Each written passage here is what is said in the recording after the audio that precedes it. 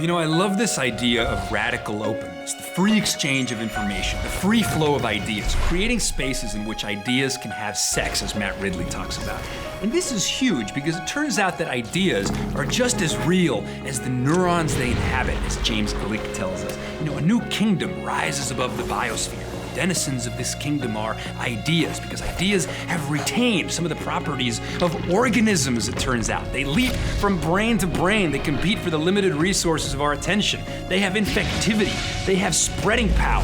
They are what Richard Dawkins calls the new replicators, born from the primordial soup of human culture.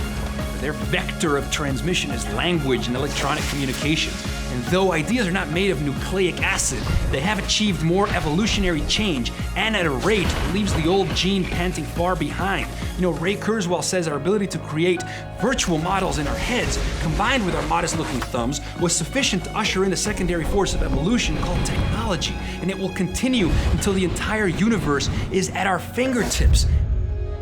This is unbelievable stuff. It speaks to the telescoping nature of evolutionary change. More change in the last 100 years than in the last billion years. Terence McKenna actually wrote that from the moment that human beings invented language, biological evolution essentially ceased, and evolution became a cultural epigenetic phenomenon. Now, we take in matter of low organization, we put it through our mental filters, and we extrude it in the form of space shuttles and iPhones. You know, the imaginary foundation tells us that what imagination does is it allows us to conceive of delightful future possibilities, pick the most amazing one, and pull the present forward to meet it. You know, imagine how impoverished this world would have been if we hadn't invented the technology of the oil painting in time for Van Gogh, or the technology of the musical instrument in time for Beethoven and Mozart to unfurl through it. You know, with the revolutions in biotechnology, nanotechnology, the free exchange of information is allowing us to conceive of radical new things. Freeman Dyson says in the future, new generation of artists will be writing genomes with the fluency that Blake and Byron wrote verses.